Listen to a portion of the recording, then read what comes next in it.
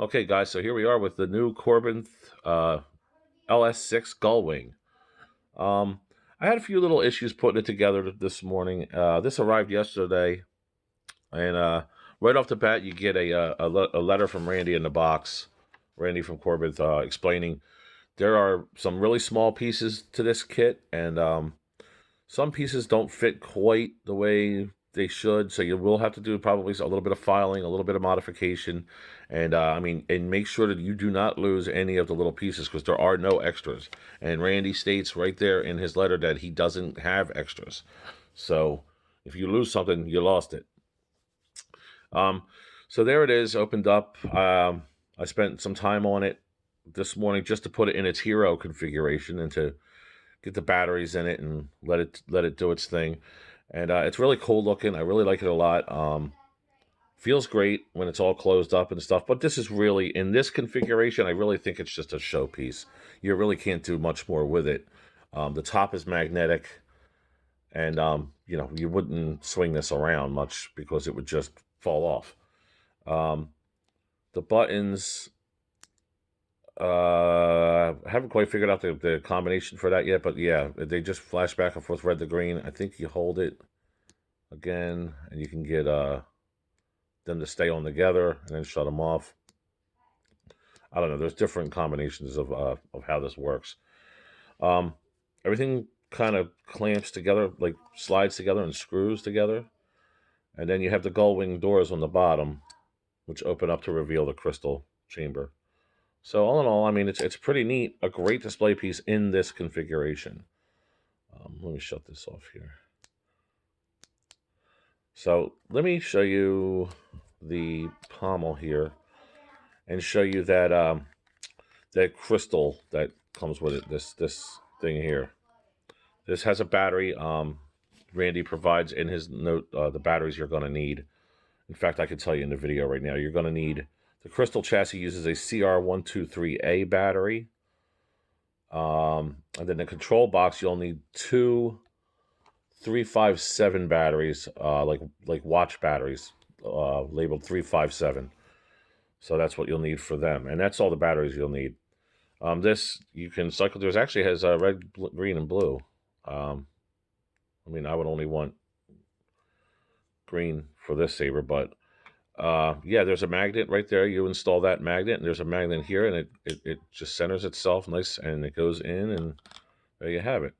So shut this off. So yeah, so that's really cool.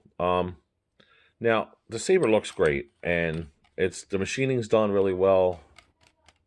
I really like the emitter section here. It gives me like a Last Jedi vibe there, the creepy uncle, if you will.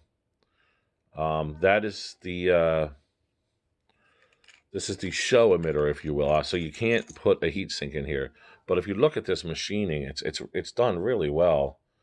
Please focus for me. There you go, a little bit better there. It's done really well. Everything comes apart. This will come off. This will come off. This will come off. You'd have to undo the set screws, obviously, and you have your doors here. Some of the things that I wasn't crazy about were like the buttons kind of move around a little bit. You have to kind of make them stay straight. Other than that, I mean, I really the gap here is pretty big. You know, the magnets for the doors, they work, but you know, in this configuration, as I said, this would be just on a display stand, I think, and you would just, light it up and show it off that way. However, what I really like about this is that if you don't want to do that, you can take this whole control box off very easily. It's just two screws, and it's all self-contained. So you would just take out the two screws, this whole thing can come right out, and set it aside. And then you can add what comes with the saber, which is basically everything you need for the V2, the Return of the Jedi V2. You get the clamp with a pretty accurate clamp card there with the long lever. You get the 1-inch internal emitter to replace the show emitter on the inside of there. Now the outside emitter will stay the same, but this would just screw on to the new one here. You would put your heat sink in here. You also have the back end you would replace, which has the cone knurled greebly there, and I think that's for the little mystery greebly, maybe a little whatever that is. And you also get the split neck, so you could easily change this over to a V2, which I really like a lot. And that I would think is if you wanted to add light and sound and all that, then you would definitely probably want to do the V2. But as it is right now, I'm really happy with the finish, the fit and finish of this. There's some color variation because there is some steel involved in here with the magnets sticking to things, but there is some color variation between the pommel and here, and some these little lines here. They're kind of chromed out a little bit, but I mean it's okay. I mean it's nothing. It's really nothing to be concerned about. I did notice the box here. It feels like, I'm not sure if it's brass or some kind of pot metal, but I wish I could get this camera to focus. But it's more of a brass look than a copper look. I know that when you look at the Hasbros and then some of the higher end sabers out there, I know that you see a copper looking rail. You know, the rails are usually copper looking. But all in all, though, I mean, I think for the money, you can't beat it. I mean, you really can't. It's a great display piece, especially when it's all opened up and you have the lights in there and all that stuff. I think it's really cool.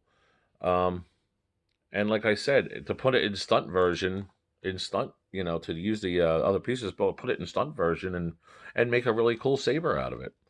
So I'm probably going to do that today and add on to this video. So until then, hang tight. We'll be back a little bit later. All right, guys, we're back, and I went ahead and turned around the saber to the V2 configuration, and I find it very interesting. This is the configuration you want, as far as I'm concerned. If you want to install light and sound, you have full access. I'll pull the pommel off here to show you. You have full access to the inside, just like you would the Korbanth Obi-Wan. It goes all the way down. I've checked MHS 7/8 heatsink, and it fits right in there. So I would assume that most 7/8 chassis would fit in there. As far as mounting them, I don't know yet. I have to do some work on that. But we also still have the separation technique that still works on this saber. So I would think that if you get the chassis all wired in and all together, you could just put a set screw pretty much anywhere in here and tie the chassis in. I actually don't know where it could possibly go. Now, having said all that, we have one little thing that we have to deal with. The other thing is that there is access here. So the hole, just like in a Graflex, you can have a clamp switch here, because there is access down in here. There's a big hole there. You'll see it when you see the kit. We also put the V2 version of the not the wind vane, but the neck here, and the emitter. Now the emitter is still the same emitter. The only Korbanth provides you with one emitter, but two internal emitters, if you catch me. So this is the blade holder, and like you could do, I would think you could do use that as the heat sink and build your LED like a lot of people have done with the K4. Or if someone comes around to it, I know there have been a couple people who have made a heat sink that fits inside the K4, threads through, and then you can actually run your wires through it. It's hollow and it screws in and it stays nice and tight, and then your blade goes over top of it, and then your set screws would pinch it to hold it in place. So I'm hoping that maybe we could come up with a solution like that. But I really love the way this feels in the hand. This is really solid now that we've taken all the bells and whistles off of it, if you will. I love the look of the Hero, but if you want to put light and sound in the saber, I highly recommend that you do this version. This is just going to be a lot easier for you. The pommel is vented, by the way, so even if you have this set up with the hero, um, and the lights and the magnetic top and all that, I still think it looks great, and it's a great display piece. And this here, obviously, you would have to, take the copper off of here and get that down to bare metal, and then weather it to make it look like a V2. But I think it's pretty damn close. I like it a lot, and it feels great. I mean, it's one of the best feeling sabers um, in the hand. It feels really good. Very, very Star Warsy, if you will. So anyway, that's my brief review on it, although it's probably long. But that's what I got so far, and we'll see what happens in the coming days, what I decide to do with it. Peace out, guys. So just to quickly recap, guys, I think Korbanth came up with a really good design here. I mean, the price you pay to get all these bells and whistles, you just can't beat it. The design, the castings, the millwork that was done on this is really beautiful. The crystal chamber, the magnetic doors, the arrow lights, really cool, very great showpiece. And what makes it even better is that you can make it into a fully functioning LED saber if you want to, by just changing over a few parts. So all in all, I'm really happy with it. I'm really looking forward to seeing what you guys do to come up with the mods, and see what the future holds for this hilt. We've seen what happens with all of Korbanth's stuff. Usually ends up being pretty cool and pretty popular. So I have no doubt that this is going to be just as popular as all the rest. Take care, guys.